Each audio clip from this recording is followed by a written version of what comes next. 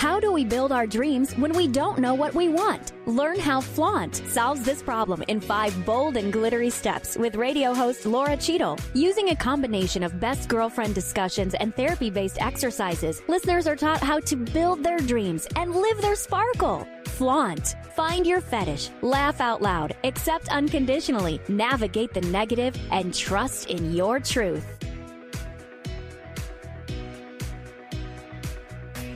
Hello, welcome to Flaunt, Build Your Dreams and Live Your Sparkle. I'm Laura Cheadle, and it's January. It's still the first part of the year. And for most people, that means resolutions. And no matter how you feel about resolutions, whether you love them and every year you set them and then you accomplish them and your life just keeps stair-stepping better and better year after year, or whether you're like me, and like the rest of us, who set resolutions and are really gung-ho for maybe a week or so, or maybe even a month, and then they fall back into the same patterns, and then the next year you set the same resolution. No matter how you are, we are going to talk about making some changes. And we're going to talk about making changes that don't have anything to do with it being the first of the year. We're going to talk about making changes any old time you feel that pain or that passion, or that desire in your belly to change, to rewrite the script, and to live life differently. And to discuss that with us today, I'm going to bring you Katia Ravé. She is a life and business strategist, and she helps people really get in touch with their core values so they can start making those changes, so they can start deciding, I've lived this way for however long, whether it's years or months or decades, and they feel that calling to change and to do something different. She helps people get back in touch with those core values so they can make the changes in them that they desire.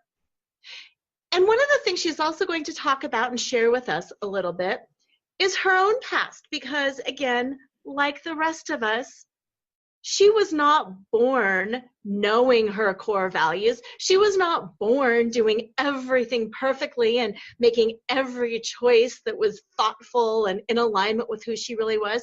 She's like the rest of us. Life happens, we get busy, and then all of a sudden we wake up one day and say, oh, this isn't who I am.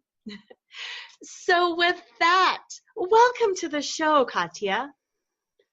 Thank you so much, Laura. First of all, for having me and for inviting me to. I love the first of the year. I love the beginning. I love the core values and the goals, and it's all aligning. So for me to be on your show right now it means really so much to me, and I do admire you very much as a person and as a business woman. So thank you tremendously for having me on.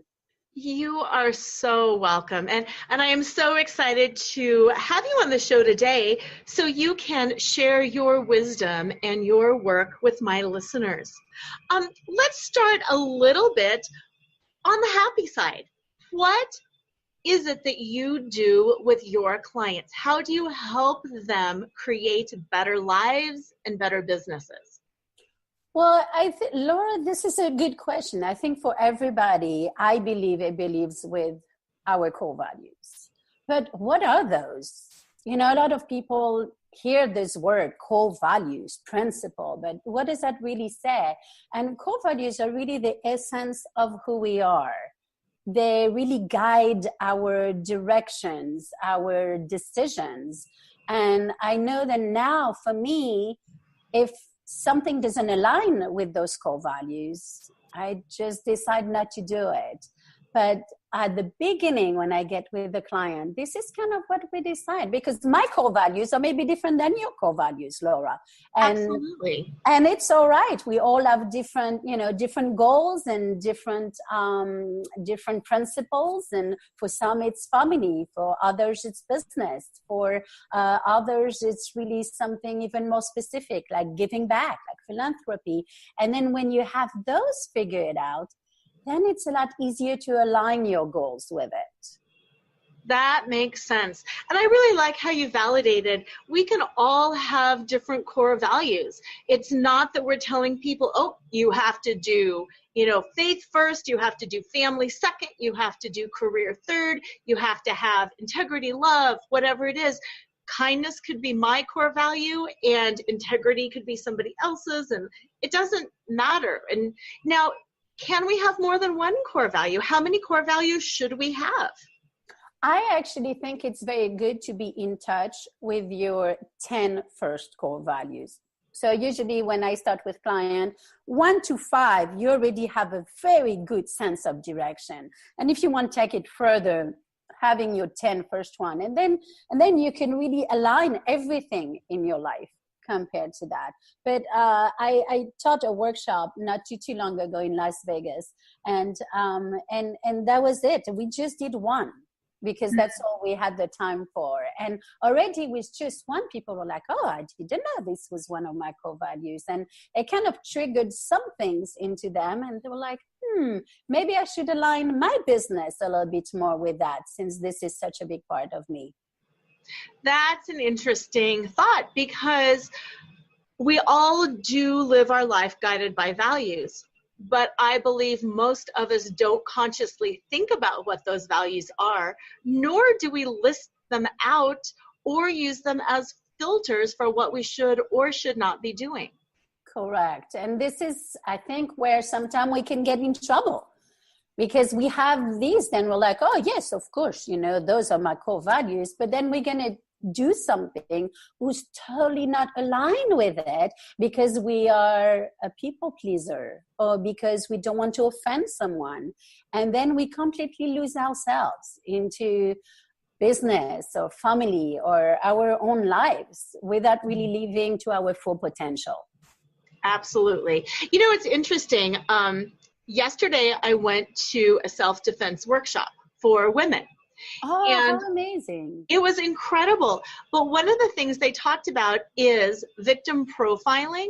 And when aggressors are looking for people to victimize, they will oftentimes infringe on their boundaries just a little bit to see what the response is. They'll move in a little close. They'll touch a little bit too close to a private zone and see if you say stop, or if you just kind of let it slide. And I was thinking, wow, it's probably very similar with our core values. We might have the core value not to lie, to always speak the truth, but then we do want to please somebody, and we tell a little white lie. Well, that's kind of what they were talking about in the self-defense workshop. That's a slight infringement of a boundary. And once we cross that boundary, it's easier to push the boundary again the next time. Yes. And when you start so little, you're like, oh, it's just a little. And then the next time it's just a little more. Yeah. And the next time a little more. And then before you know it, you totally out of sync with your own self, with what you wanted to become and who you are. And when you look at yourself in the mirror, you don't feel good anymore. Mm-hmm. When you don't feel good anymore, less self-confidence. And then it's just a wheel. Absolutely. Absolutely. Now, you've had experiences in your own life. Can you talk a little bit about how sometimes you have really stepped into your power, and then how there have been times where you have moved away from your own core values and have lost yourself? Yes. So I came in this country. So I am from France. Like, you did not notice the accent. But I have been here for over 25 years. I was into the fashion spa industry, and that's how I came in here. And I really realized then some things were not so appealing to me. So I walked away, slowly from that. And I knew family was very important to me.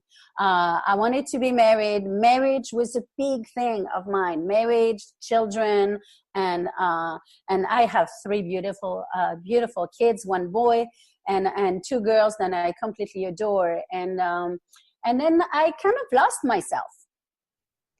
And I think this is where core values comes in. I lost myself a little bit before I got married. And at that point, I was just afraid of what people would think if I walked away from this engagement. I was just about to get married and something happened and I knew I had to walk out. And I was afraid of what people might say. What would they think of me? I think a lot of listeners can relate to that, because I know in my life there have been so many times too where I worry about how it's going to look. Yes. And I think that's the major thing that I've learned about myself is I am a very smart woman, and I just felt like people were going to look at me like I'm not smart for having made this kind of choice. And that kind of affected almost 17 years after that. I chose to marry someone who wasn't good for me. And that's basically the path then I took. And I thought it would get better. And it didn't. I made go with it. And, you know, like I say, I have three wonderful children that I'm very grateful for. And then just one day I said, enough is enough. Good. And I just woke up really on my 40th birthday, and my parents offered me a trip to Martinique. I went by myself, and I really had time to really think about what was important. I wanted to serve people. I wanted to give back. I was into philanthropy, and I wanted to thrive in my business. And I just didn't feel like I was able to do that. I love a couple of the things about that. I love that you just owned. It was 17 years. You worked on it because you're a smart woman.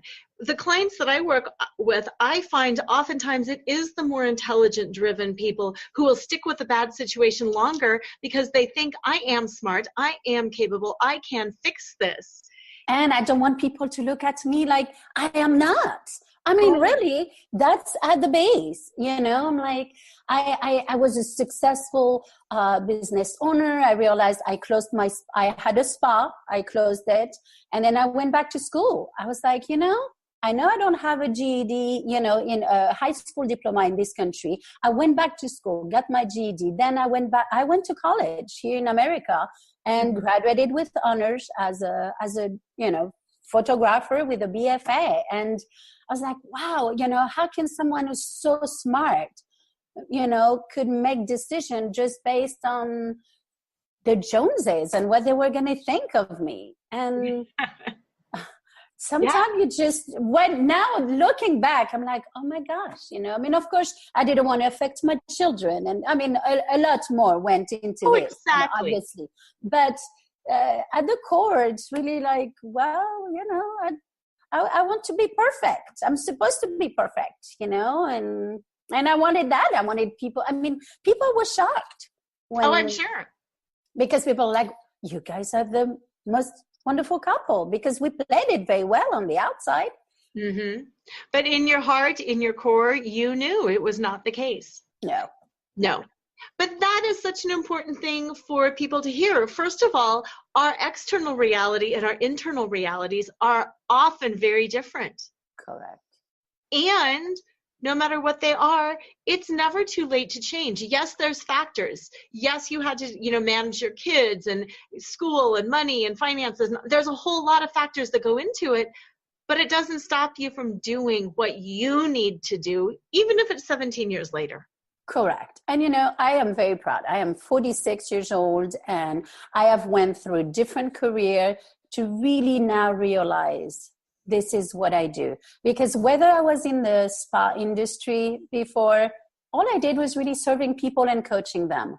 Then into the photography business, I opened, you know, something where I was helping other photographers. I was coaching. They are great artists, but they didn't have a business sense. I was really teaching them how to do that. And then later on, I was like, what am I doing? All I want is really to help people and to help them be a better version of themselves and to use my voice. I see so many women, Laura, so many, and they're amazing. And yet you put them into their home environment and they're miserable and they just don't know why. And they don't know what to do. And they feel stuck. 46-year-old, I went through 3 different huge careers and I could not